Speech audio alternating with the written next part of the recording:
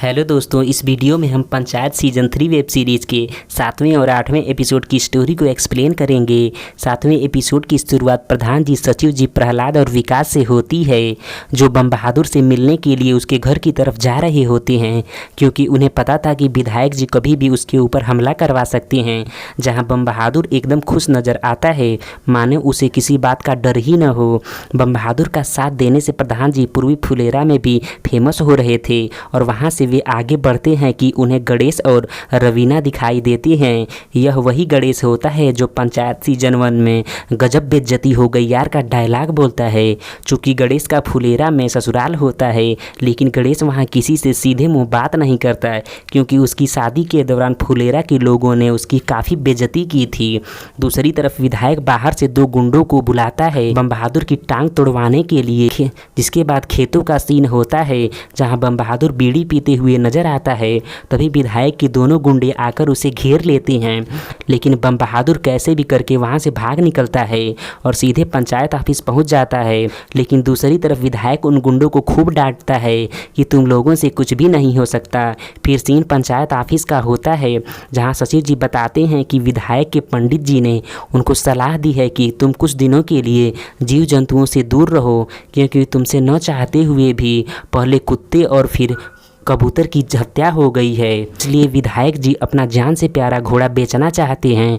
ऐसे में अगर वो घोड़ा फुलेरा में आ जाए तो मज़ा ही आ जाएगा, क्योंकि विधायक इसे सहन नहीं कर पाएगा। लेकिन विधायक फुलेरा के किसी आदमी को यह घोड़ा नहीं बेचेगा, जिसके लिए हमें एक बाहर के आदमी की ज़रूरत है। अभी उन्हें गणेश की याद आती है कि वो इस काम में हमारी ज़रूर सहायता करेगा। जिसके बाद प्रहलाद जी 5 लाख रुपया लाकर गणेश को दे देते हैं, जिनके साथ रवीना, रिंकी और सचिव जी भी जाते हैं। रास्ते में सचिव जी मदद करने के लिए गणेश को धन्यवाद कहते हैं और गणेश भी पुराने गिले शिकवे को भुलाकर सचिव जी से दोस्ती कर लेता है। चूँकि गणेश को सचिव जी और रिंकी की लव स्टोरी के बारे में पता था, इसलिए गणेश रवीना को आगे बुला लेता है और सचिव को रिंकी के पास पीछे भेज देता है। आगे रिंकी और सचिव जी को बाजार में छोड़कर गणेश और रवीना घोड़ा खरीदने विधायक के पास जाते हैं, जहाँ काफ़ी मोल भाव करने के बाद घोड़ा लगभग 5 लाख रुपए में गणेश को मिल जाता है। चूँकि विधायक जी अपने घोड़े को बहुत प्यार करते थे, वे इसलिए घोड़े को वे अपने से अलग करते हुए काफ़ी रोते हैं। आगे घोड़ा फुलेरा पहुंच जाता है, जिसे देखकर फुलेरा के लोग गणेश की जय जयकार करने लगते हैं।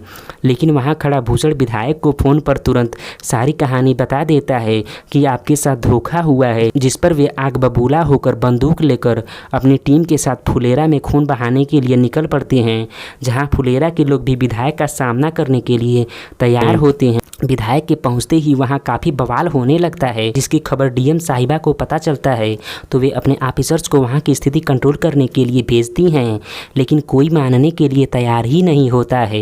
एक तरफ विधायक जी को किसी भी हाल में घोड़ा लेना था, जबकि दूसरी तरफ फुलेरा के लोग घोड़ा वापस करने में अपना अपमान महसूस कर रहे थे।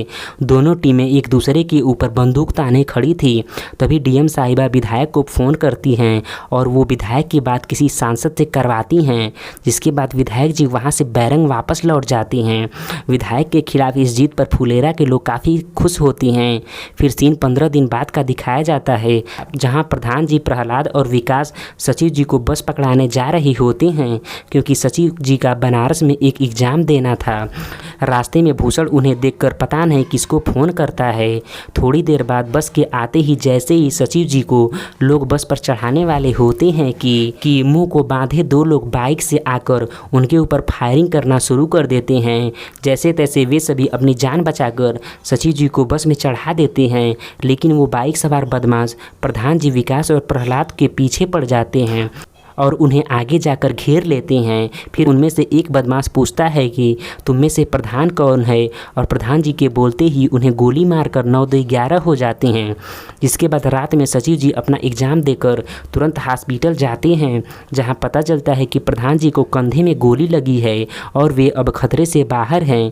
लेकिन सचिव जी को काफ़ी गुस्सा आता है और वे बाहर निकलते ही विधायक से कहते हैं कि तुमने प्रधान जी के ऊपर गोली क्यों चलवाई, जिस पर विधायक कहता है है कि अगर मैंने गोली चलवाई होती तो आज प्रधान जी जिंदा नहीं होते।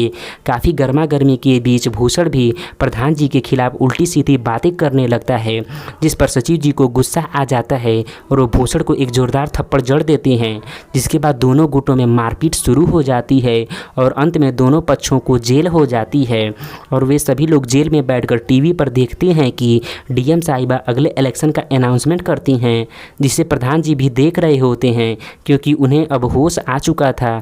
लेकिन सबसे ज़रूरी यह बात है कि प्रधान जी को आखिर गोली किसने मारी होगी, यह अब भी पहेली बना हुआ था। इसी के साथ पंचायत सीजन 3 समाप्त हो जाता है। धन्यवाद।